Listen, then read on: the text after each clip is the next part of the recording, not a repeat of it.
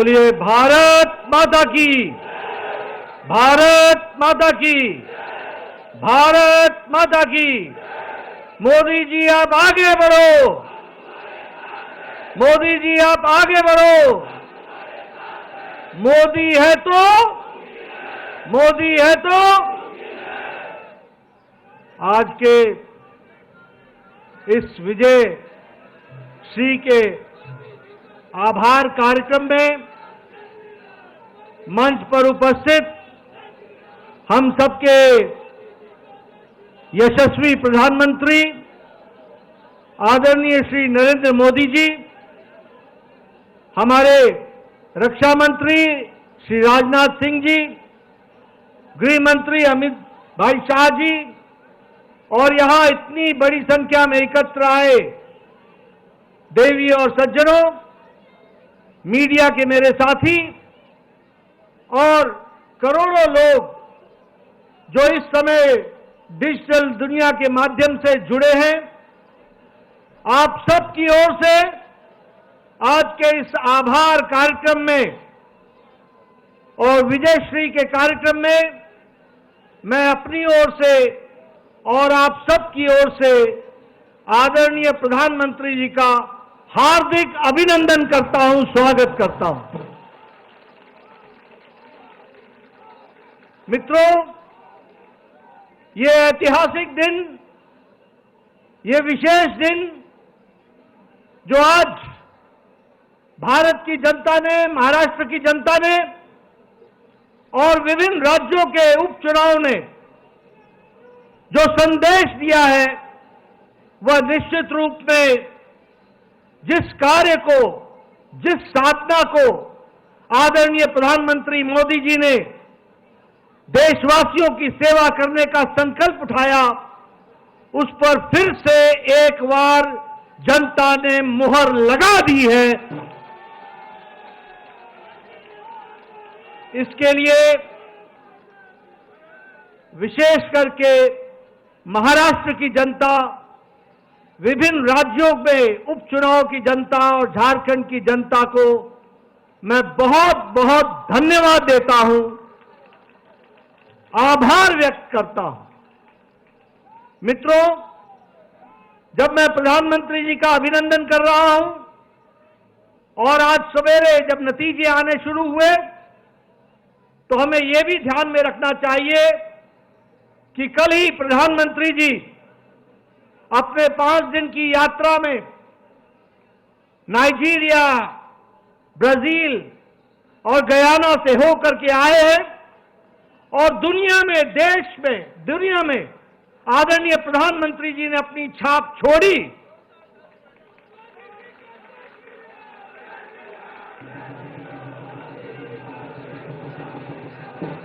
और आप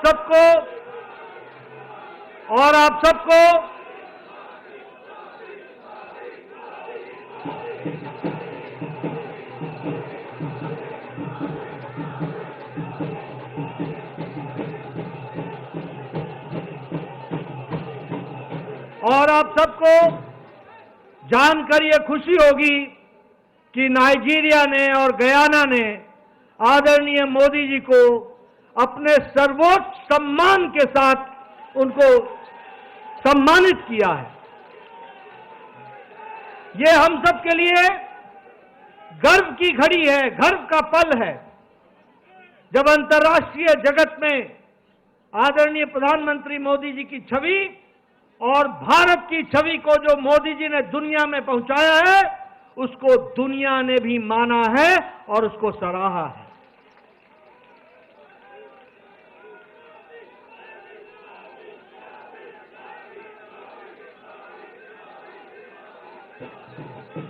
मित्रों, ये जो जीत पिछले आज के दिन महाराष्ट्र में मिली, उपचुनाव में मिली और पिछले दिनों जो हरियाणा में मिली, उसने ये तय कर दिया कि जिस बात को प्रधानमंत्री जी ने रखा, विकासवाद, गांव, गरीब, वंचित, पीड़ित, शोषित, दलित, महिला, युवा, किसान, इनको मुख्य धारा में शामिल करके आगे देश को ले जाना है, इस पर फिर से जनता ने मुहर लगा दी है। ये भी हमको ध्यान में रखना है। मित्रों,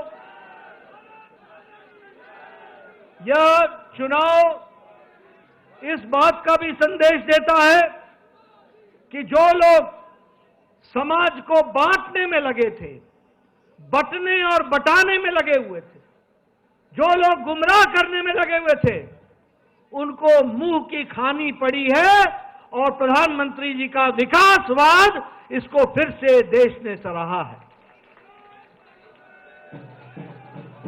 कुछ दिनों से ये इंडी अलायंस को भ्रम पैदा हो गया था कि वह जनता को संविधान के नाम पर, जाति के नाम पर, धर्म के नाम पर, तुष्टीकरण के नाम पर बांट करके वो अपना उल्लू सीधा करेंगे, वह सत्ता पर काबिज होंगे, वो सत्ता के नजदीक पहुंचेंगे।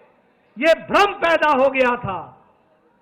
इस चुनाव ने और हरियाणा के चुनाव ने उनको जवाब दे दिया है। और फिर से मैं कहूंगा कि प्रधानमंत्री मोदी जी की नीतियों को मुहर लगाई है। यह भी हमको ध्यान रखना है।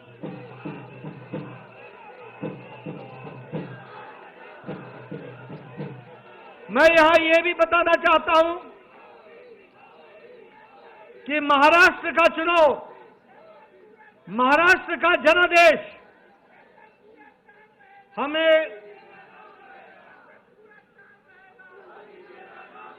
और यह भी हमको स्पष्ट बताता है कि महाराष्ट्र का जनादेश न कि सिर्फ हमको 2024 में मिला, जनादेश हमको 2019 में भी मोदी जी के नेतृत्व में मिला था। लेकिन उस समय उद्धव ठाकरे जी की सत्ता के प्रति लोलुपता, मोह और अवसरवादिता ने उस समय पीछे धोखा देकर उस जनादेश का निरादर किया था। और आज महाराष्ट्र की जनता ने फिर से आदर दे करके, उनको धक्का दिखा करके यह संदेश दे दिया है कि जनता मोदी जी के साथ है, महायुति के साथ है, भारतीय जनता पार्टी शिवसेना के साथ है और हमारे एनसीपी के साथ है। मित्रों, आंकड़े ये भी बताते हैं कि अगाड़ी को, ये जो महाअगाड़ी थी, इसको भी संदेश दे दिया है। और जब मैं संदेश देने की बात कहता हूं तो मुझे कांग्रेस के बारे में प्रधानमंत्री जी ने कहा था लोकसभा के चुनाव के पश्चात कि ये परजीवी पार्टी है, ये बेल की तरह, लता की तरह किसी के साथ चिपक जाती है और जिसके साथ चिपकती है उसको भी सुखा देती है। इस चुनाव ने तो कांग्रेस पार्टी को खुद तो सुखाया ही सुखाया, परजीवी को, दूसरे को भी सुखा दिया।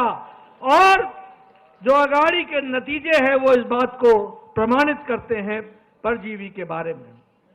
मैं यहां यह भी बताना चाहता हूं कि प्रधानमंत्री जी, आपके नेतृत्व में एक नया शब्द इजाद हुआ, जिसे राजनीति में जिसका उपयोग पिछले 70 साल नहीं हुआ था, क्योंकि 70 साल तक हम एंटी इनकम्बेंसी सुनते थे। आज हम प्रो इनकम्बेंसी सुन रहे हैं। और जब हम प्रो इनकम्बेंसी की बात कहते हैं तो गुजरात में 3 दशक तक कमल खिला है, कमल खिला है, कमल खिला है। मध्य प्रदेश में 2 दशक से कमल खिल रहा है। और असम में, त्रिपुरा में, उत्तराखंड में, उत्तर प्रदेश में, गोवा में, यहां 2-2 टर्म, दूसरी टर्म भी भारतीय जनता पार्टी का और एनडीए का परचम लहरा रहा है। और महाराष्ट्र में भी इस बार रिकॉर्ड टूटा है, इसको भी हमको ध्यान में रखना चाहिए। मित्रों, मैं यहां यह भी बताना चाहूंगा कि बाई इलेक्शन में, उपचुनाव में, उसमें भी पहले हमारे पास सिर्फ 11 सीटें थी। आज भारतीय जनता पार्टी 20 सीटें जीत करके आई और एनडीए 8 सीट जीत करके आई। 28 सीटें हम जीत करके आए हैं और वह भी देश का मूड बताता है, देश का मन बताता है, जिसको हमको हमेशा समझना चाहिए। उत्तर प्रदेश में 9 में से 7 सीटें भारतीय जनता पार्टी के पक्ष में गई और कुंदरकी की सीट पहली बार भारतीय जनता पार्टी जीत करके आई और वहां परचम लहराया है। राजस्थान में हमारे पास 2 सीटें थी एनडीए की, 1 सीट बीजेपी की थी। आज राजस्थान में 7 में से 5 सीटें भारतीय जनता पार्टी के पक्ष में गई। बिहार में नीतीश जी के नेतृत्व में वहां सरकार चल रही है, वहां 4 सीटों पर चुनाव हुआ और चारों की चारों सीटें एनडीए ने जीत ली। ये हमको ध्यान में रखना चाहिए, जिसमें से एक सीट हम पार्टी ने रिटेन की। वहीं हमारे जनता दल यूनाइटेड ने आरजेडी से 1 सीट बेलमगंज की, वो 32 साल बाद एनडीए के पक्ष में गई और जेडीयू के पक्ष में गई। और उसी तरीके से हमारे शाहबाद इलाके में जो दोनों सीटें आरजेडी के कब्जे में थी, दोनों ही जगह कमल खिला और भारतीय जनता पार्टी की सीट। असम में हमने 5 की 5 सीटें उपचुनाव में जीत ली, एनडीए ने पूरी की पूरी सीटें जीत ली। गुजरात में 1 सीट का उपचुनाव था जिसे भारतीय जनता पार्टी ने कभी जीती नहीं थी, उसको भी पहली बार जीत हासिल कर ली और उसको भी जीत लिया। मध्य प्रदेश, छत्तीसगढ़ और उत्तराखंड में हमने अपनी 1-1 सीट रिटेन कर ली। और इसी तरीके से हम ये कह सकते हैं कि सारी ताकत लगाने से, जो आप लोगों के सहयोग से यह जीत हम सब लोगों को हासिल हुई है। मैं अपनी ओर से और अपनी पार्टी की ओर से, जहां महाराष्ट्र की जनता को, जहां जहां उपचुनाव हुए वहां की जनता को और हमारे झारखंड की जनता को तहे दिल से आभार व्यक्त करता हूं, धन्यवाद देता हूं। वहीं मैं झारखंड में इस बात का विश्वास दिलाता हूं कि वहां का मत हमें विपक्ष में बैठने के लिए कहा है, हम वहां पर रचनात्मक विपक्ष की भूमिका निभाएंगे और देश को मजबूत करते हुए बांग्लादेशियों के खिलाफ जो वहां पर विषय चला है उसको हम अंतिम स्तर तक लड़ेंगे और उस बात को हम उजागर करेंगे। मित्रों,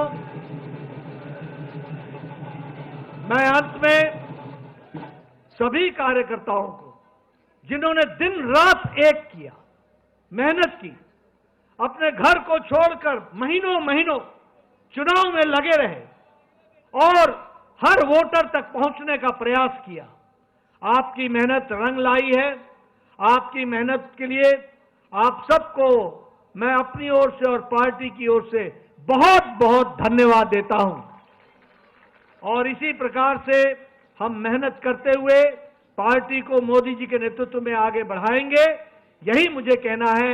आप सब लोग आदरणीय प्रधानमंत्री जी के मार्गदर्शन के लिए, वक्तव्य के लिए आतुर हैं। मैं इन्हीं शब्दों के साथ आप सबका बहुत बहुत धन्यवाद। जय भारत।